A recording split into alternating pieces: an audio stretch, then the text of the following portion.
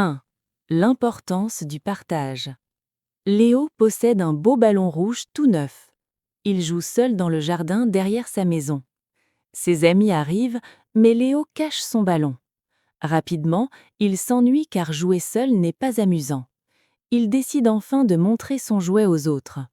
Ils commencent une grande partie de football ensemble. Le jardin se remplit de rire et de joie. Léo comprend que le plaisir est plus grand à plusieurs. Partager ses affaires permet de se faire des amis. Désormais, il n'hésite plus à prêter ses jouets préférés. 2. Le petit déjeuner vitaminé. Julie se réveille très fatiguée ce matin d'école. Elle veut partir sans manger car elle est pressée. Sa maman lui explique l'importance du petit déjeuner. C'est le carburant nécessaire pour bien faire travailler le cerveau. Julie boit un verre de jus d'orange frais. Elle mange aussi une tartine et un yaourt nature. En arrivant en classe, elle se sent pleine d'énergie. Elle arrive à se concentrer sur tous ses exercices. À midi, elle n'est pas épuisée comme d'habitude. Elle promet de toujours manger le matin maintenant. 3. Protéger la nature. Thomas marche dans la forêt avec son petit sac. Il voit un sachet de bonbons sur le chemin.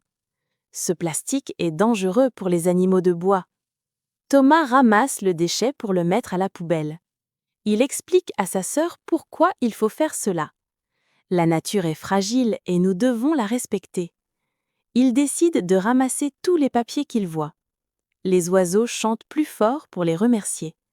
La forêt devient propre et belle grâce à eux. C'est un geste simple pour sauver notre belle planète. 4. Politesse et respect. Lucas entre dans la boulangerie sans dire un mot. Il demande un pain au chocolat d'un ton sec. La boulangère est triste car Lucas n'est pas poli. Son papa lui rappelle d'utiliser les mots magiques. Lucas rougit et demande pardon à la gentille dame. Il dit alors « S'il vous plaît » avec un sourire. La boulangère lui rend son sourire et le serre. Le petit garçon n'oublie pas de dire merci ensuite. Il comprend que la politesse rend la vie plus douce. Tout le monde est plus heureux quand on se respecte. 5. Le danger des écrans. Hugo adore jouer sur sa tablette toute la journée. Il ne regarde plus le ciel ni les fleurs. Ses yeux deviennent rouges et il a mal à la tête. Son papa lui propose d'aller faire du vélo. Dehors, l'air est frais et le soleil brille fort. Hugo s'amuse beaucoup plus qu'avec son jeu vidéo. Il découvre des insectes rigolos dans l'herbe verte. Le soir, il s'endort beaucoup plus facilement qu'avant. Il décide de limiter son temps devant les écrans. La vraie vie est bien plus riche et passionnante. 6. L'honnêteté de Sarah. Sarah trouve un billet de 10 € dans la rue. Elle pense d'abord à s'acheter une grosse glace. Mais elle voit une vieille dame qui cherche partout. La dame semble très triste et regarde par terre. Sarah comprend que l'argent appartient à cette personne. Elle s'approche et lui rend le billet avec honnêteté. La vieille dame est soulagée et la remercie chaleureusement. Sarah se sent très fière d'avoir fait le bien. La vérité apporte toujours une grande paix intérieure. Il vaut mieux être honnête que d'avoir un cadeau. 7. Apprendre la patience. Lina plante une petite graine dans un pot marron. Elle veut voir la fleur sortir tout de suite. Elle arrose la terre plusieurs fois par jour. Son grand-père lui dit que la nature prend du temps. Il faut attendre que le soleil chauffe la terre. Lina regarde son pot tous les matins avec espoir. Après une semaine, une petite tige verte apparaît enfin. La petite fille saute de joie devant sa plante. Elle a appris que la patience est une grande vertu.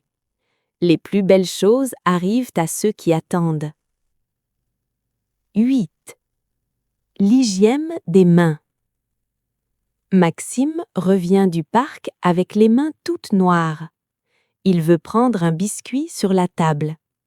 Sa maman l'arrête pour éviter les vilains microbes. Les microbes sont invisibles mais peuvent nous rendre malades. Maxime va dans la salle de bain pour se laver. Il utilise du savon et frotte entre ses doigts. Il rince bien ses mains sous l'eau tiède. Maintenant, ses mains sentent bon le propre et brillent. Il peut enfin manger son goûter en toute sécurité. Se laver les mains est le premier secret de la santé. 9. Le courage de parler. Dans la cour, un grand garçon se moque d'Emma. Emma est triste et n'ose pas se défendre seule. Son ami Samy voit la scène et décide d'agir. Il ne se bat pas, mais parle avec calme. Il dit au garçon que se moquer est méchant. Un professeur arrive pour aider les deux enfants. Le grand garçon s'excuse car il a compris son erreur. Emma remercie Samy pour son courage et son aide. Il est important de ne jamais rester silencieux face au mal. Ensemble, nous sommes plus forts contre les moqueries. 10. La persévérance. Enzo essaie de faire ses devoirs de mathématiques difficiles. Il ne comprend pas l'exercice et veut abandonner. Il ferme son cahier et commence à pleurer un peu. Sa grande sœur vient s'asseoir à côté de lui. Elle lui explique le calcul avec des mots simples. Enzo réessaie doucement en se concentrant sur les chiffres. Il fait une erreur, puis il corrige son travail. Finalement, il trouve la bonne réponse tout seul. Il est très content de ne pas avoir arrêté. Avec du travail, on peut réussir des choses compliquées. Bonjour à tous.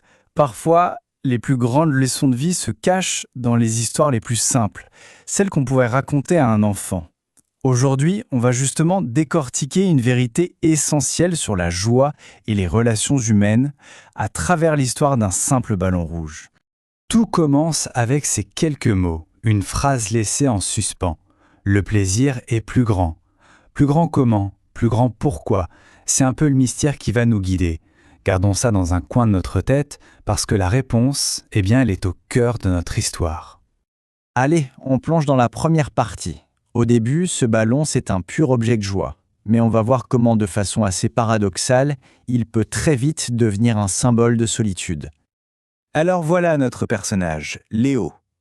Et voilà l'objet de toute son attention, qui va devenir la source de son dilemme. Un magnifique ballon rouge tout neuf. À ce moment précis, pour lui, c'est une fierté, un simple plaisir personnel. Et puis, ses amis débarquent. L'occasion de s'amuser ensemble se présente.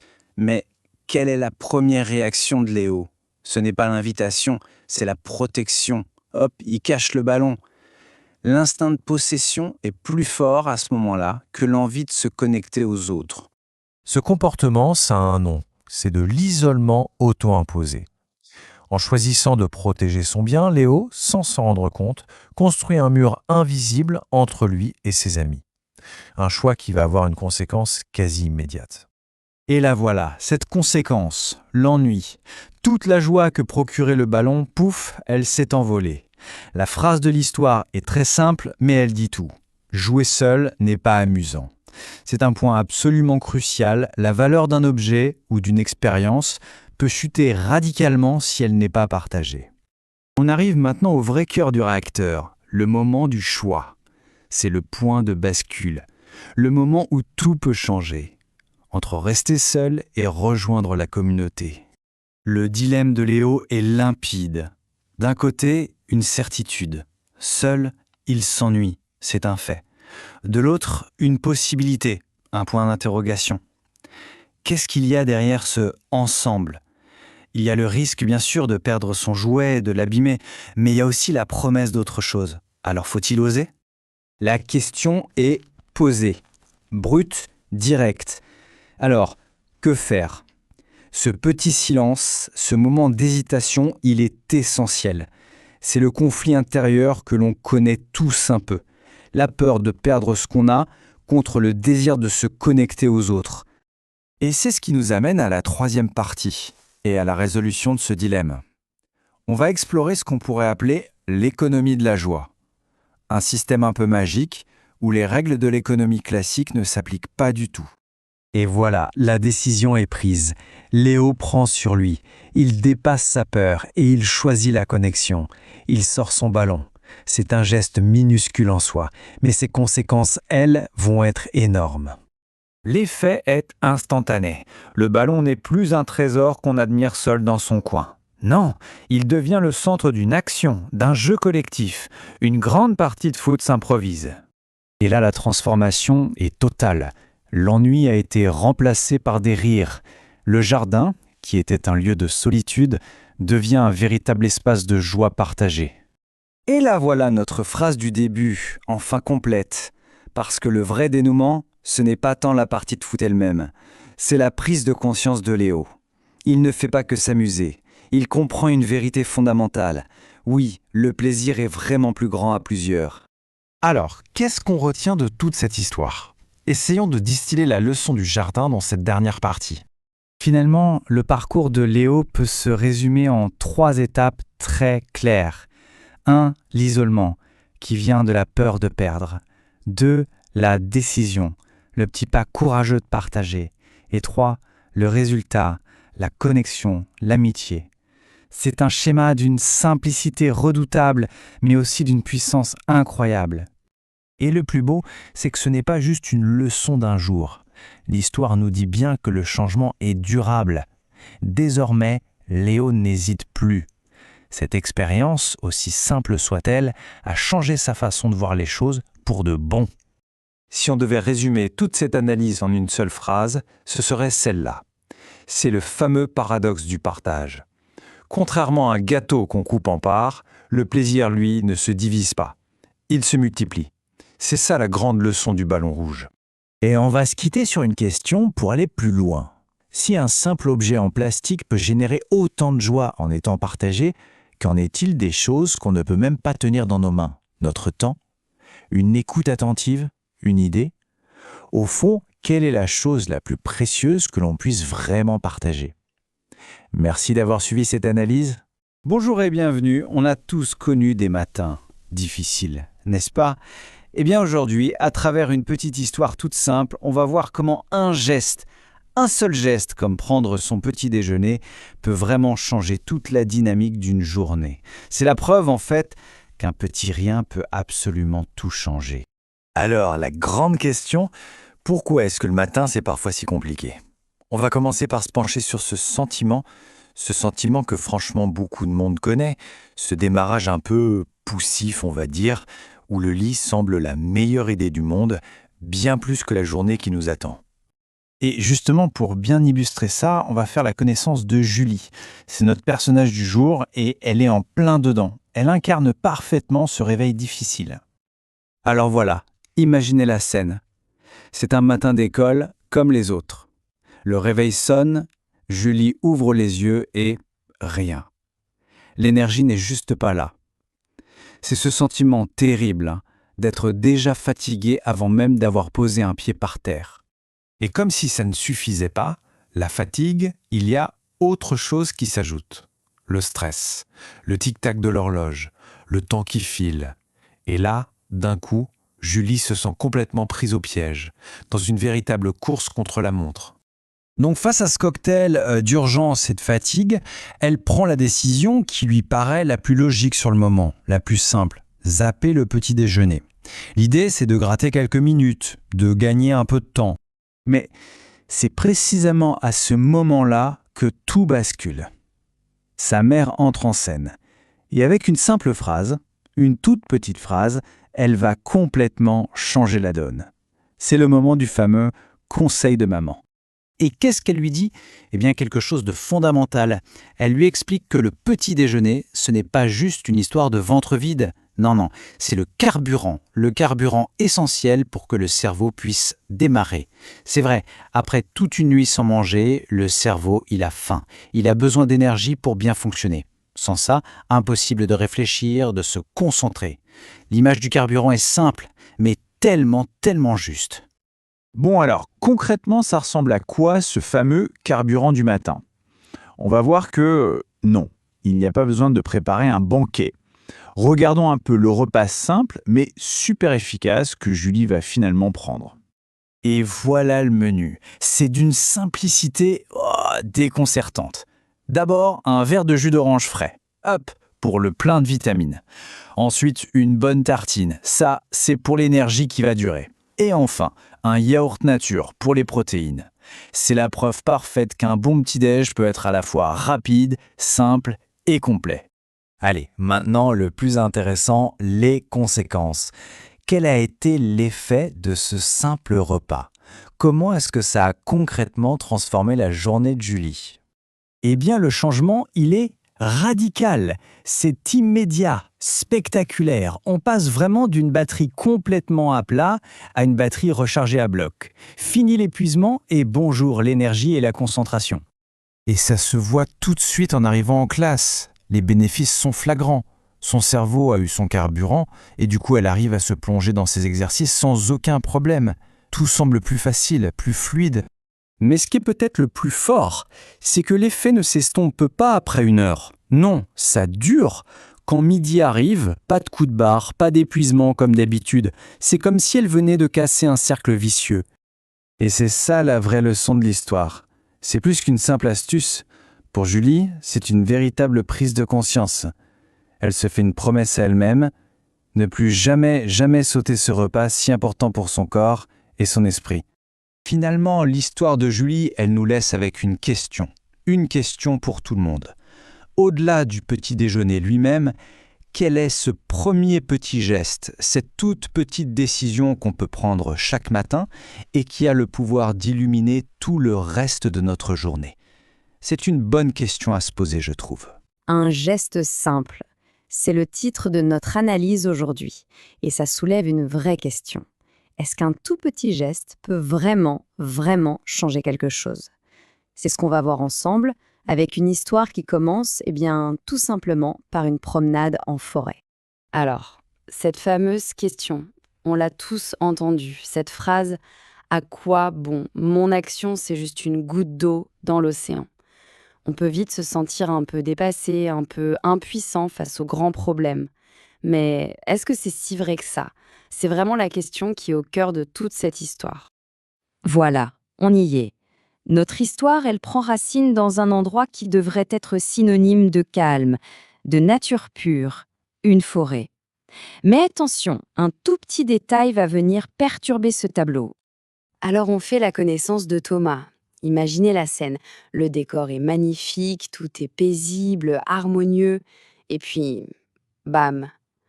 Voilà le petit détail qui cloche. Ce truc qui n'a rien à faire là. Un simple emballage de bonbons, jeté comme ça, sur le chemin. Et c'est là que ça devient super intéressant. La réaction de Thomas n'est pas juste de se dire « Tiens, c'est sale ». Non, sa pensée va beaucoup plus loin. Il ne voit pas juste un déchet. Il y voit un vrai danger. Il comprend immédiatement que ce petit bout de plastique, il a des conséquences bien réelles pour tous les animaux qui vivent là. Bon, le problème est posé, il est là, sous ses yeux. La grande question, c'est qu'est-ce qu'on fait maintenant? La réponse, elle va tenir en un seul geste. Un geste tout simple, mais qui va absolument tout changer. Regardons de plus près cette action. On peut la découper en 4 étapes super logiques en fait. D'abord, il voit le problème. Ensuite, il comprend le danger. 3e étape, il ramasse le déchet. Et enfin, il le met à la poubelle. C'est un enchaînement tout bête, presque enfantin, mais c'est justement cette simplicité qui lui donne toute sa force. C'est quelque chose que tout le monde peut faire. Et là, attention, on arrive à un moment clé. Son geste ne reste pas solitaire. Il aurait pu le faire dans son coin, et puis voilà. Mais non, il prend le temps d'expliquer à sa sœur pourquoi il le fait.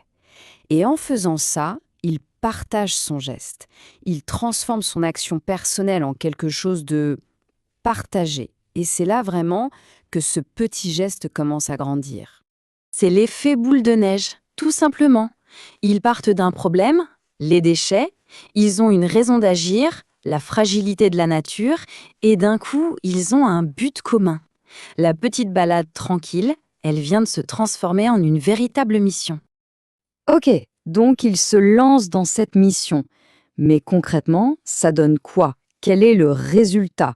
Eh bien, la suite va nous montrer que les conséquences sont non seulement positives, mais presque un peu magiques.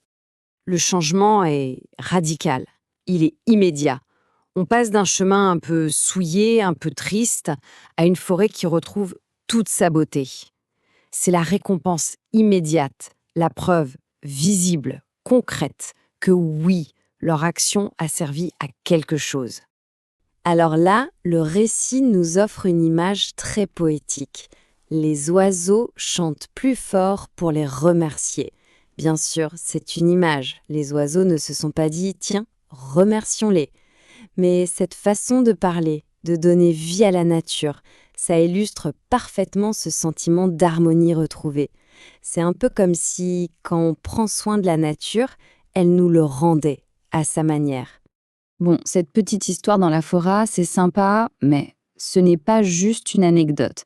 C'est le moment de prendre un peu de hauteur, de dézoomer, pour voir la leçon beaucoup plus large qui se cache derrière. Au fond, c'est quoi un geste simple?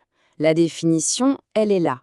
C'est un petit acte, à l'échelle d'une seule personne, qui aide à protéger la nature.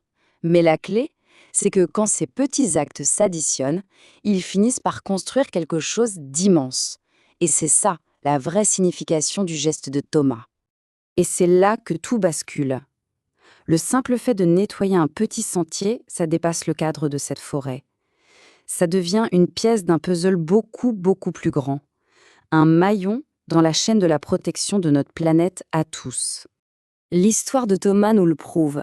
Une seule petite décision peut avoir un impact énorme. Un geste a suffi à changer l'aspect de sa forêt. Alors la question qui reste en suspens, elle est toute simple. Quel sera le prochain geste pour la planète? Et si je vous disais que les mots les plus puissants, finalement, c'est pas les plus compliqués, mais bien les plus simples. Aujourd'hui, on va voir ensemble comment juste 2 ou 3 petits mots peuvent complètement transformer une situation. On va suivre une histoire toute simple, vous allez voir, mais avec une leçon qui parle à tout le monde. Bon, les mots magiques, on en a tous entendu parler, pas vrai? On nous l'a répété depuis qu'on est tout petit. Mais au-delà de la convention, qu'est-ce qui les rend vraiment magiques? C'est quoi le truc? Comment un mot, un tout petit mot, peut faire passer quelqu'un de la tristesse au sourire? C'est un peu ce qu'on va décortiquer. Alors, pour comprendre, plantons le décor. Imaginez une scène que tout le monde connaît. Une boulangerie, ça sent bon le pain chaud. Et là, on a un jeune garçon, Lucas, qui entre. Il veut juste s'acheter une viennoiserie. Une scène du quotidien, quoi. A priori, rien de spécial. Et c'est là que ça coince. Lucas, il arrive et paf, il lance d'un ton super sec un pain au chocolat. C'est tout. Regardez bien la différence avec la colonne de droite. Juste en ajoutant « s'il vous plaît », eh ben ça change absolument tout. On passe d'un ordre, presque une exigence, à une vraie demande. Et l'effet, il est instantané. C'est pas une question d'argent, c'est purement émotionnel. La boulangère, elle le prend en plein cœur. Elle se sent triste, pas respectée. En fait, c'est pas la vente en soi le problème, c'est la façon de faire. Ça nous rappelle que, oui, derrière le comptoir, il y a une vraie personne avec des sentiments. Mais attendez, l'histoire ne finit pas comme ça. Heureusement, il y a un témoin, le père de Lucas. Il a tout vu. Et son intervention, elle va être décisive. C'est vraiment là que la leçon commence. Du coup, son père s'approche et lui parle des fameux mots magiques. Bon, on est d'accord, il n'y a pas de baguette magique ou de formule secrète. Non, c'est juste ces petits mots tout bêtes, ces sortes de clés sociales qu'on a tous dans notre poche et qui peuvent ouvrir bien des portes et bien des cœurs. Et la réaction de Lucas, elle est super intéressante. Il rougit. Ça veut tout dire. Ça montre qu'il a capté son erreur. C'est pas son père qui l'a grondé, non, c'est une prise de conscience, un truc personnel. Il a juste oublié. Et là, il a un peu honte, tout simplement. Bon, se rendre compte de son erreur, c'est déjà une bonne chose. Mais passer à l'action, c'est encore mieux. Alors maintenant, voyons comment Lucas va faire pour rattraper le coup. Il va pas juste rester dans son coin à regretter, il va vraiment essayer de tout changer. Et le plan, il est hyper simple mais super efficace. D'abord, étape 1, il s'excuse, reconnaître son erreur. Étape 2, il refait sa demande mais de la bonne manière. Et enfin, étape 3, il termine en montrant sa reconnaissance. 3 petites étapes qui, vous allez voir, vont tout changer. Alors voilà, Lucas se retourne vers la boulangère. Il s'excuse et il répète sa demande. Mais cette fois-ci, il y a le s'il vous plaît. Et il y a un détail crucial. Il le fait avec un sourire. C'est la preuve que la politesse, ce n'est pas juste des mots qu'on récite, c'est aussi toute l'attitude qui va avec. Et là, l'effet est immédiat. C'est comme un miroir. Le sourire de Lucas fait apparaître un sourire sur le visage de la boulangère. Pouf, la tristesse a disparu. En juste quelques secondes et 2-3 mots, toute l'ambiance dans la boutique a changé du tout au tout. L'histoire aurait pu finir là, mais non. Lucas va jusqu'au bout de la leçon. Au moment où il prend son pain au chocolat, il ajoute le dernier mot magique. Merci. Et ça, c'est pas juste pour dire au revoir, c'est vraiment pour remercier, pour reconnaître le service. Là, l'échange est complet, la boucle est bouclée. Alors, au final, qu'est-ce qu'on retient de cette petite scène? Parce que bien sûr, ça va beaucoup plus loin que l'achat d'un pain au chocolat. Le résultat, il est clair. Tout le monde y gagne. Lucas se sent mieux, la boulangère sourit, le père est fier. C'est la preuve que la politesse, ce n'est pas une corvée, c'est un investissement. Un tout petit effort qui rapporte un bien-être immédiat pour tout le monde. Et on arrive à la phrase qui résume tout. La voilà. La politesse rend la vie plus douce. C'est tellement vrai. C'est pas juste une règle à suivre bêtement. C'est comme mettre de l'huile dans les rouages de nos relations. Ça arrondit les angles, ça rend la vie de tous les jours, plus douce, tout simplement. Allez, pour finir, une petite question. Est-ce que, s'il vous plaît, merci, ce ne sont finalement que la partie visible de l'iceberg, des expressions d'un sentiment beaucoup plus profond? Et si, au fond, le vrai mot magique, celui qui est à la base de tout, c'était tout simplement le respect? C'est une bonne question à se poser la prochaine fois qu'on interagira avec quelqu'un, non? Et si la plus grande des aventures, finalement, elle n'était pas dans un jeu vidéo, mais juste là, de l'autre côté de l'écran? C'est un peu la question qu'on va explorer aujourd'hui, avec une histoire toute simple, mais qui, vous allez voir, est vraiment puissante. Allez, on se lance. La question est donc posée, mais où est-ce qu'on la trouve, la véritable aventure? Pour essayer de comprendre, on va suivre l'histoire d'un jeune garçon. Il s'appelle Hugo. Alors, première partie, le monde à l'écran. Quand le digital remplace le réel. Voilà, on commence avec Hugo. Pour lui, c'est simple. Son monde, ses aventures, bref, tout se passe sur sa tablette. Mais regardez l'effet que ça a. Le ciel, les fleurs, tout ce qui est autour de lui, ça n'existe plus. C'est comme si tout avait disparu. Il est complètement aspiré, déconnecté de tout le reste. Et ça nous amène à notre deuxième partie, les signes du danger. Parce que, évidemment, cette immersion totale, elle a un prix. Et un prix bien réel, physique. Voyons un peu les conséquences de tout ce temps passé devant l'écran. Le tout premier signe, on ne peut pas le manquer. Il a les yeux tout rouges. C'est la marque la plus visible, le premier signal d'alarme que son corps lui envoie. Et ça ne s'arrête pas là, bien sûr. Les maux de tête commencent. Et c'est là qu'on voit bien le truc. Le plaisir du jeu virtuel, il se paie avec une douleur, elle, bien réelle. C'est son bien-être qui est directement attaqué. Mais voilà que l'histoire va prendre un tournant. On entre dans la troisième partie, l'appel de l'extérieur. Parce que des fois, il suffit d'une petite suggestion, d'un rien du tout, pour que tout change. Et le choix, il est là, sous nos yeux, super clair. D'un côté, rester dedans, passif devant sa tablette. De l'autre, sortir, bouger, aller faire un tour à vélo.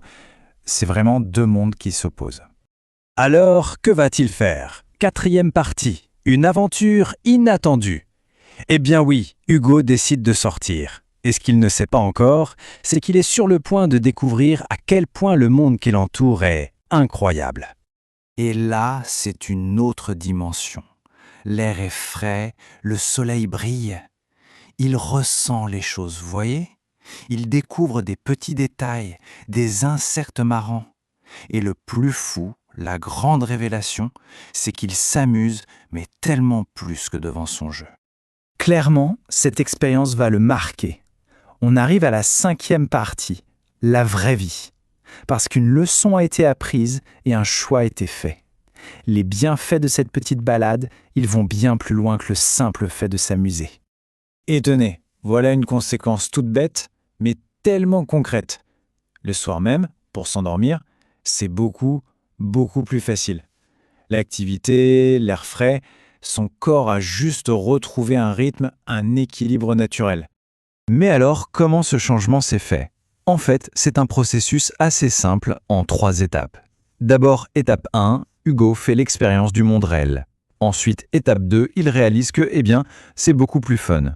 Et enfin, la conclusion logique, étape 3, il décide de lui-même de limiter son temps sur l'écran. Et tout ça, ça nous amène à une conclusion, une vérité toute simple, qui est vraiment le cœur de cette histoire. La vraie vie est bien plus riche et passionnante. Voilà, c'est ça la grande découverte d'Hugo. Et cette histoire, au fond, elle nous laisse avec une dernière question, une sorte d'invitation.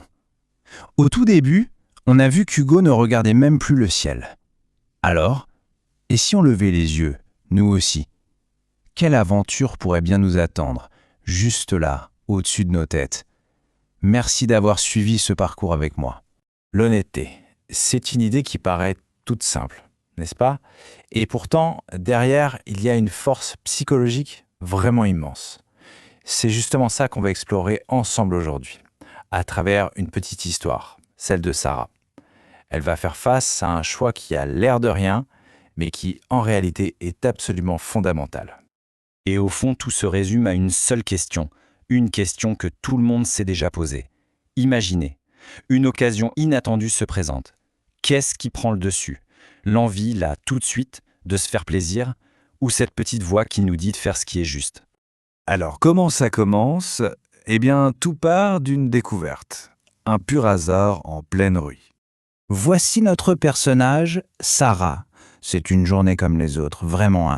Elle marche et puis hop, son regard est attiré par un truc par terre. Un tout petit détail, un rien du tout. Mais ce petit rien va tout changer. C'est le début d'une cascade de pensées et de décisions. Et qu'est-ce qu'elle trouve? 10 €. Bon, ce n'est pas la fortune, on est d'accord. Mais en fait, c'est la somme parfaite. Pourquoi? Parce que c'est assez peu pour se dire « bof, personne va chercher ça ». Mais c'est juste assez pour que ça allume une petite étincelle. L'idée d'une possibilité. Et là, voilà, la porte d'un choix vient de s'ouvrir. À peine le billet ramassé que ça y est, le conflit intérieur commence. D'un côté, il y a la tentation, bien sûr. Et de l'autre, quelque chose d'autre qui commence à naître, l'empathie. Et sa toute première pensée, c'est la plus naturelle, la plus humaine qui soit. Une idée toute simple, directe, se payer un plaisir immédiat, genre une grosse glace. C'est vraiment le circuit de la récompense dans le cerveau qui s'allume direct. Mais voilà, au moment précis où elle s'imagine déjà avec sa glace, un nouvel élément arrive, une sorte de variable qui n'était pas prévue. Elle aperçoit une vieille dame qui a l'air de chercher quelque chose partout. Et on voit bien qu'elle est anxieuse, triste. Et là, d'un coup, le plaisir personnel se retrouve face à la détresse de quelqu'un d'autre. Le choix est donc posé, noir sur blanc. La tension est claire. D'un côté, le petit plaisir perso, cette fameuse glace qui semble si proche, et de l'autre, faire ce qui est juste. Un geste qui implique, évidemment, de renoncer à ce plaisir pour écouter sa conscience. Alors, que va-t-elle faire? Comment est-ce qu'on sort de ce dilemme? On arrive au moment de la décision, le moment de l'action honnête. Ce qui est super intéressant ici, c'est que cette décision, ce n'est pas juste une impulsion. C'est un vrai processus, en 3 étapes. D'abord, l'observation. Elle voit que la dame est triste. Ensuite, la compréhension. Elle fait le lien. Elle réalise que l'argent doit être à elle. Et enfin, l'action. Elle y va. Elle dépasse sa propre envie et elle lui rend le billet. C'est la conclusion logique de tout ça. Ça y est, c'est fait. Mais la vraie question maintenant, c'est quelle est la récompense? Et on va voir qu'en fait, elle n'est pas du tout matérielle, elle est complètement intérieure. Alors, qu'est-ce que ça donne? Eh bien, il y a des conséquences à l'extérieur et à l'intérieur. Dehors, il y a le soulagement de la vieille dame, on la voit, elle est contente, elle remercie chaleureusement Sarah. Mais à l'intérieur de Sarah, il se passe quelque chose d'encore plus fort. C'est de la fierté, le sentiment d'avoir fait ce qu'il fallait, d'être en accord avec ses propres valeurs. Et ça nous amène à une conclusion qui va un peu à contre-courant, non? L'idée qu'un acte honnête a bien plus de valeur que le petit plaisir passager d'un gain matériel. C'est vraiment le choix entre le plaisir et le principe. Et voilà la vraie récompense, la récompense ultime. Elle ne vient pas de l'extérieur, pas même des remerciements. Elle est purement intérieure. C'est ce sentiment de paix. Cette paix qui vient quand nos actions sont parfaitement alignées avec ce en quoi on croit. Une sorte de cohérence profonde avec soi-même. Finalement, cette petite histoire toute simple nous ramène à une question bien plus grande. Dans notre vie de tous les jours, face à nos propres petits dilemmes entre un avantage personnel et l'intégrité, quelle place on donne vraiment à l'honnêteté? C'est une réflexion qui, bien sûr, dépasse largement l'histoire de ce billet de 10 euros. Bonjour, aujourd'hui on se penche sur une histoire qui va nous parler d'une idée à la fois simple et profonde. On va parler de la patience. Et tout part d'une question en fait toute simple. Mais réfléchissons-y une seconde. Qu'est-ce qu'une toute petite graine, une minuscule graine, peut bien nous apprendre sur l'une des plus grandes vertus qui soit?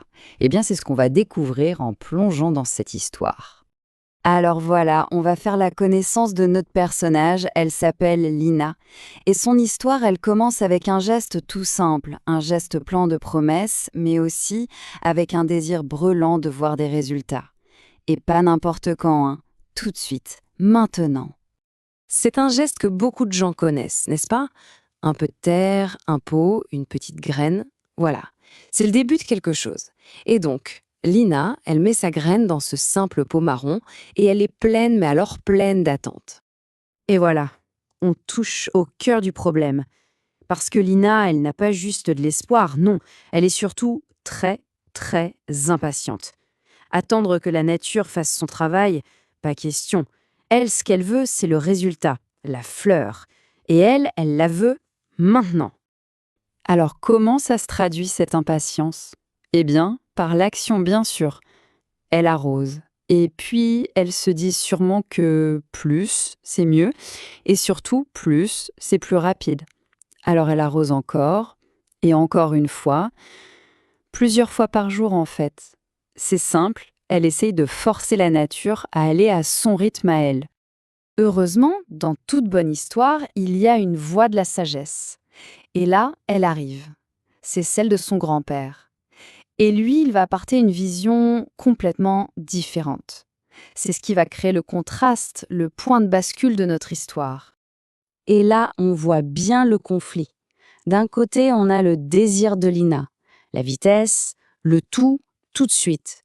Et de l'autre, eh bien, on a la réalité de la nature, un processus lent, réfléchi, qu'on ne peut tout simplement pas bousculer. Et le conseil du grand-père, il est là, résumé en quelques mots, des mots tout simples, mais tellement puissants. La nature prend du temps. Voilà. C'est une vérité de base, une vérité fondamentale que Lina va devoir apprendre à accepter. Et le grand-père, il ne se contente pas de donner un conseil, non. Il explique le pourquoi du comment. Il lui dit, il faut des choses qu'on ne contrôle pas, comme le soleil qui vient chauffer la terre. La graine, elle a son propre timing, son rythme à elle. Et donc au final, l'attente, ce n'est pas un bug, ce n'est pas un problème, c'est une partie essentielle du processus. Et c'est là que le vrai test commence pour Lina. Fini l'agitation, l'action dans tous les sens. Maintenant, elle doit passer à autre chose, à l'attente. Mais une attente active. C'est une toute nouvelle leçon qui démarre. Et son attitude change, radicalement. L'arrosage excessif, c'est terminé. À la place, elle met en place un petit rituel. Chaque matin, elle observe. Elle ne force plus rien. elle cultive l'espoir. Elle regarde son pot et elle attend un signe. Et bien sûr, le temps passe. Un jour, puis 3 jours, puis 5. Toute une semaine s'écoule. Il faut imaginer, pour une petite fille aussi impatiente, une semaine, c'est une éternité. C'est vraiment ça la durée de son épreuve. Mais voilà, après l'effort, le réconfort, après l'épreuve, la récompense, on arrive au sommet de l'histoire, au moment où toute l'attente de Lina va enfin porter ses fruits, si on peut dire. Et puis, un beau matin, ça y est, c'est là. Un tout petit point vert qui a réussi à percer la terre. Attention, ce n'est pas encore la fleur, non, c'est juste une petite tige toute fragile. Mais c'est le signe que la vie était bien là, cachée pendant tout ce temps. Alors là, la réaction de Lina, elle est juste incroyable, une joie pure, explosive. Et c'est une joie qui, soyons honnêtes, n'aurait jamais été aussi forte si la fleur était apparue d'un coup de baguette magique. Non, ça c'est la joie de quelqu'un qui a attendu, qui a espéré et qui voit enfin son espoir devenir réalité. Bon, maintenant qu'on a vu l'histoire, essayons de voir ce qu'il y a derrière. La morale, si on veut. Qu'est-ce que Lina a bien pu apprendre de cette expérience toute simple avec sa petite graine? Et qu'est-ce que ça nous dit? Évidemment, le mot-clé de toute cette aventure, c'est la patience. D'ailleurs, si on regarde la définition, c'est intéressant. C'est la capacité à attendre tranquillement, avec calme, mais c'est aussi la persévérance. Et Lina, elle a fait les deux. Elle a attendu calmement une fois qu'elle a compris la leçon, et elle a persévéré en regardant son pot tous les jours. Et c'est ça le point le plus important. Au final, Lina n'a pas juste gagné une plante, non.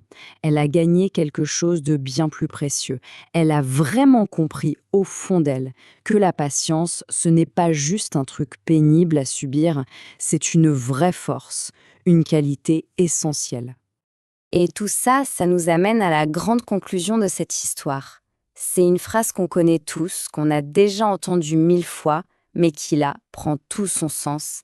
Les plus belles choses arrivent à ceux qui attendent.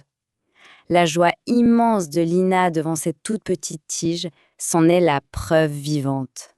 Alors, pour conclure, pourquoi ne pas se poser la question? Finalement, l'histoire de Lina, c'est une métaphore de beaucoup de choses dans la vie. Nos projets, nos relations, nos rêves. Au fond, quelle est la graine que l'on a plantée?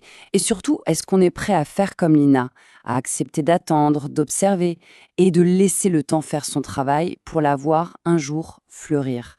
Voilà la petite réflexion sur laquelle nous laisse cette histoire. Bonjour. Et si je vous disais que le tout premier secret pour être en bonne santé, le plus simple de tous, se cachait dans une histoire de tous les jours? C'est ce qu'on va découvrir ensemble en suivant l'aventure d'un petit garçon qui rentre de s'amuser dehors. Alors, voilà, on fait la connaissance de Maxime. Il revient du parc et on peut dire que ses mains racontent ses exploits. Elles sont toutes noires, couvertes de terre, c'est chouette, ça veut dire qu'il s'est bien amusé, mais c'est aussi, on va le voir, un petit signal d'alarme. Et c'est là que le problème se pose. Maxime a une faim de loup, son goûter l'attend. Mais il y a comme un obstacle invisible qui se met entre lui et son biscuit. Qu'est-ce que c'est ? Au moment où il tend la main, prêt à attraper son goûter, sa mère l'arrête. Et son geste, attention, il est super important. C'est un geste de prévention. Elle l'arrête pour une raison bien précise. Elle veut éviter ce qu'elle appelle les vilains microbes. Et là, on vient de rencontrer l'ennemi de notre histoire. Alors, les microbes, c'est quoi exactement ? Eh bien, ce sont des organismes qui sont tellement, mais tellement petits qu'on ne peut pas les voir à l'œil nu. Totalement invisibles. Pourtant, leur effet, lui, il est bien réel. Ils peuvent nous rendre malades. C'est ça qui les rend si spéciaux et si dangereux. Bon, face à cette menace, heureusement, il y a une solution. Une solution toute simple, mais incroyablement efficace. Alors, passons à la pratique. Comment Maxime va-t-il bien pouvoir se débarrasser de ces envahisseurs microscopiques ? Le secret, c'est un petit rituel en 3 étapes. Attention, il ne suffit pas de juste passer les mains sous l'eau. D'abord, le savon. C'est l'arme numéro 1. Ensuite, le geste qui compte. Il faut frotter, frotter partout et surtout entre les doigts. C'est là que les microbes adorent se cacher. Et pour finir, on rince bien sous l'eau tiède pour que tout disparaisse. Voilà, c'est un rituel simple mais super puissant. Et après avoir fait tout ça, qu'est-ce qui se passe? Le résultat. Ce qui est fou, c'est de voir à quel point un geste aussi simple peut tout changer. On passe vraiment du sale au propre, du dangereux au sûr. Regardez la différence, c'est radical. D'un côté, des mains sales qui transportent une menace qu'on ne voit même pas. Et de l'autre, la transformation est totale. Les mains ne sont pas juste propres, elles brillent. Et il y a même l'odeur, cette bonne odeur de propre. Ça y est, la menace a été éliminée. Et voilà, l'histoire se termine bien. Maintenant que ses mains sont propres et sûres, Maxime peut enfin faire ce qu'il voulait depuis le début, manger son goûter. L'obstacle a disparu, merci l'hygiène. L'aventure de Maxime est terminée, c'est vrai, mais ce qu'elle nous apprend est beaucoup plus grand. Essayons de voir ensemble quel est le principe fondamental qui se cache derrière cette petite histoire. Et voilà la clé. Tout est dit dans cette phrase. Ce n'est pas juste une bonne habitude, non, c'est carrément le premier secret de la santé. Ça veut dire que c'est la base, le fondement, sur lequel tout le reste de notre bien-être repose. C'est notre première ligne de défense, la plus simple et peut-être bien la plus importante de toutes. On termine sur cette question. Dans un monde où tout semble si complexe, est-ce qu'une des solutions les plus importantes pour être en bonne santé pourrait vraiment être un geste aussi simple, un geste que tout le monde peut faire? L'histoire de Maxime, elle, a l'air de nous répondre que oui. De quoi réfléchir un peu à la puissance de nos petites habitudes, non? Bonjour à tous. Aujourd'hui, on va parler d'une question qu'on s'est tous déjà posée, j'en suis sûr. Comment on réagit face à une injustice? On va voir ça à travers une petite histoire qui cache une grande leçon sur le courage de prendre la parole. C'est le genre de situation qu'on a tous connu, de près ou de loin. On voit quelqu'un se faire embêter. Qu'est-ce qu'on fait? Est-ce qu'on intervient ou risque de mettre de l'huile sur le feu? Ou est-ce qu'on se tait et on laisse passer?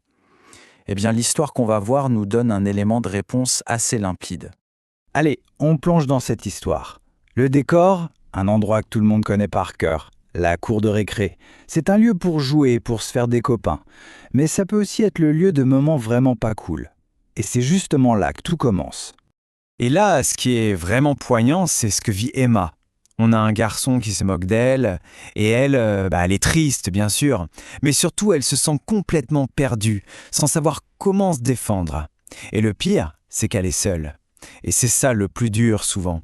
Ce sentiment d'être invisible, l'impression que tout le monde s'en fiche. Mais voilà, l'histoire prend un tournant. Parce qu'en fait, Emma n'est pas si seule que ça. Il y a quelqu'un qui voit tout. Son ami, Samy. Et la décision qu'il va prendre, eh bien, elle va absolument tout changer. Ce qui est super intéressant ici, c'est de regarder ce qui se passe dans la tête de Samy. On peut voir ça en 3 temps. D'abord, il voit la scène. Ensuite, et c'est crucial, il ne fait pas que regarder, il comprend qu'Emma souffre. Et enfin, il décide d'agir. Ce n'est pas juste une réaction à chaud, non, c'est un vrai choix, un choix réfléchi. Alors, qu'est-ce qu'il fait? C'est là que toute l'histoire prend son sens. Dans un cas comme ça, on pourrait être tenté de réagir avec les poings, ou de crier, bref d'aller au clash.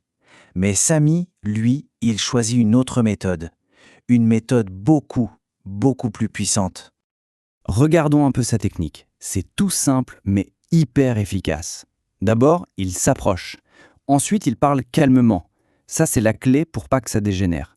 Et puis, il dit juste la vérité, tout simplement. Se moquer, c'est méchant. Pas la peine de crier, pas la peine d'insulter. Juste la force des mots, posément. Et là, on voit bien la différence. D'un côté, on a la réaction agressive, le truc qui met de l'huile sur le feu et qui fait encore plus de mal. Et de l'autre, la réaction courageuse de Samy. Lui, il utilise les mots. Pas pour attaquer, non, mais pour calmer le jeu et trouver une solution. Alors, quel est le résultat de tout ça? Est-ce que son intervention a marché? Parce qu'une action, même toute petite, ça a toujours des conséquences. Eh bien oui, l'action de Samy, ça déclenche tout un enchaînement de bonnes choses. D'abord, ça attire l'attention d'un prof et ça, c'est super important. Ensuite, le garçon qui se moquait, eh bien, face au calme de Samy, il réalise ce qu'il a fait. Et chose assez incroyable, il s'excuse. Et pour finir, Emma, qui se sentait abandonnée, peut remercier son ami. La situation est débloquée, le mal est réparé. Et on en arrive au cœur de l'histoire, à sa leçon principale, qui est super puissante.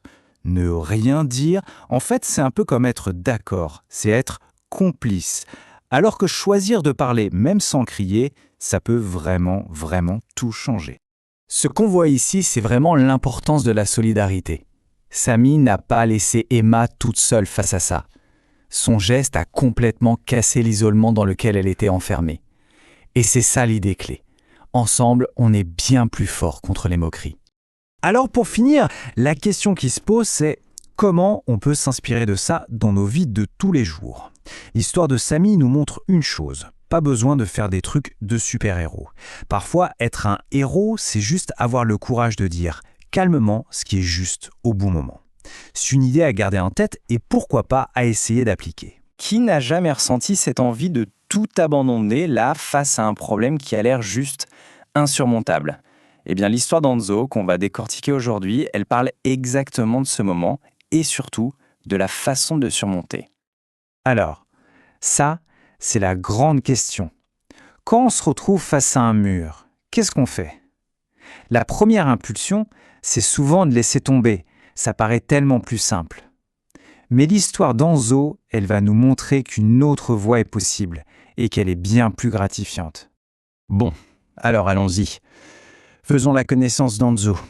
Son défi du jour, un ennemi que beaucoup connaissent bien, un devoir de maths particulièrement costaud.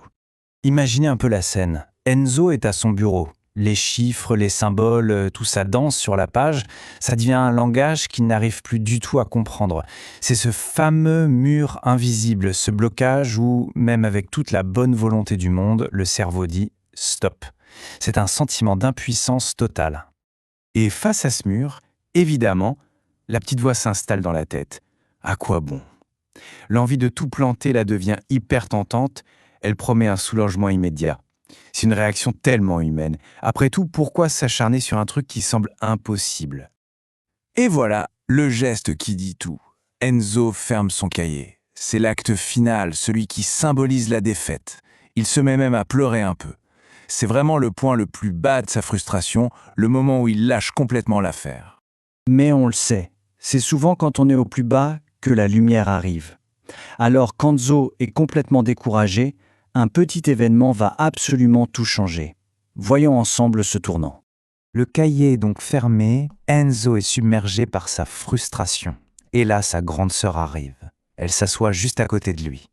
Rien que sa présence, ça marque déjà le début du changement. Elle ne le gronde pas, elle ne le juge pas, elle est juste là. Et c'est là que sa sœur fait un truc génial. Elle ne lui donne pas la réponse. Surtout pas. Non, elle lui offre beaucoup mieux. Une nouvelle façon de voir le problème. Elle le décompose, elle utilise des mots simples, et d'un coup, ce qui était une montagne devient une série de petites étapes. C'est toute la magie d'une explication claire. Avec cette aide, la dynamique change complètement. Enzo n'est plus seul face à son problème. Une nouvelle voie s'ouvre devant lui. Voyons maintenant comment il s'engage sur ce chemin. Le processus qui se met en place est super intéressant. D'abord, il écoute vraiment. Ensuite, il réessaie, mais cette fois doucement, sans la pression de l'échec. Il fait une petite erreur, parce que oui, l'erreur fait partie du jeu, mais le plus important, c'est qu'il la repère et la corrige tout seul. C'est à ce moment précis que la confiance commence à revenir. Et c'est la victoire. Enzo trouve la bonne réponse. Et le détail crucial, c'est qu'il y arrive tout seul. Sa sœur a été un guide, elle lui a montré le chemin, mais c'est bien lui qui a marché et qui a atteint la destination. Au-delà de la fierté d'avoir trouvé la solution, il y a un sentiment encore plus fort. C'est cette joie immense de ne pas avoir baissé les bras. C'est ça la vraie récompense de la persévérance, le soulagement et le bonheur d'avoir dépassé sa propre envie de tout laisser tomber. Finalement, ce qui est arrivé à Enzo avec ses maths, ça va bien au-delà d'un simple devoir sur table. C'est une magnifique leçon de vie sur la persévérance et sur la récompense qu'on tire de l'effort. Voilà la leçon au cœur de cette histoire. C'est simple, mais c'est tellement puissant. Le travail, ce n'est pas une punition. C'est la clé. C'est ce qui permet de déverrouiller des situations qu'on pensait complètement bloquées. Et cette histoire d'Enzo, au fond, elle nous renvoie un peu à nous-mêmes, non? Chacun a ses propres devoirs de maths difficiles dans sa vie. La question qui reste, c'est donc celle-ci. Quel est ce défi personnel où un peu de persévérance et peut-être le coup de main de quelqu'un pourrait faire toute la différence? 1. L'importance du partage. Léo possède un beau ballon rouge tout neuf. Il joue seul dans le jardin derrière sa maison. Ses amis arrivent, mais Léo cache son ballon. Rapidement, il s'ennuie car jouer seul n'est pas amusant. Il décide enfin de montrer son jouet aux autres.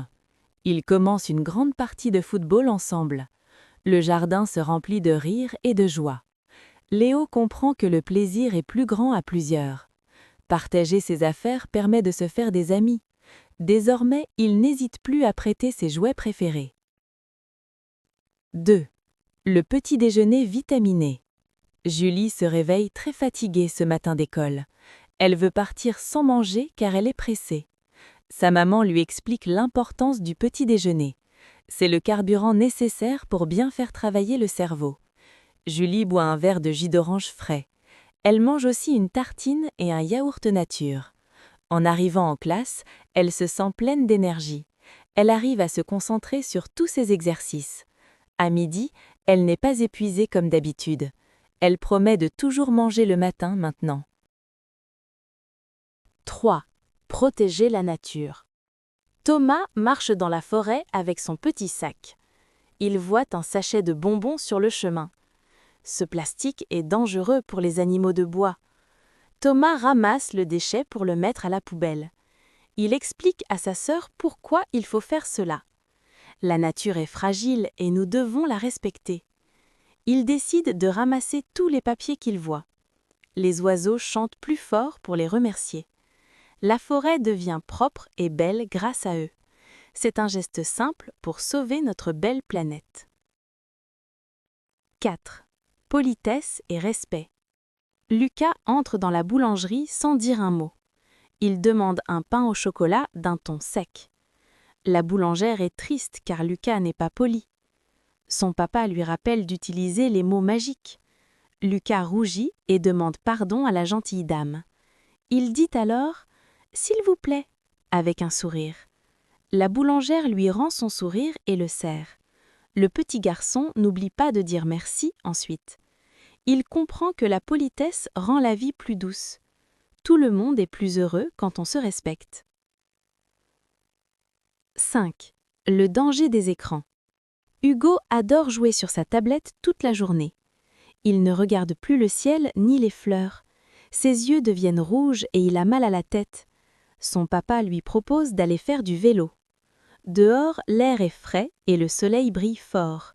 Hugo s'amuse beaucoup plus qu'avec son jeu vidéo. Il découvre des insectes rigolos dans l'herbe verte. Le soir, il s'endort beaucoup plus facilement qu'avant. Il décide de limiter son temps devant les écrans. La vraie vie est bien plus riche et passionnante. 6. L'honnêteté de Sarah. Sarah trouve un billet de 10 € dans la rue. Elle pense d'abord à s'acheter une grosse glace. Mais elle voit une vieille dame qui cherche partout. La dame semble très triste et regarde par terre. Sarah comprend que l'argent appartient à cette personne. Elle s'approche et lui rend le billet avec honnêteté. La vieille dame est soulagée et la remercie chaleureusement. Sarah se sent très fière d'avoir fait le bien. La vérité apporte toujours une grande paix intérieure. Il vaut mieux être honnête que d'avoir un cadeau. 7. Apprendre la patience. Lina plante une petite graine dans un pot marron. Elle veut voir la fleur sortir tout de suite.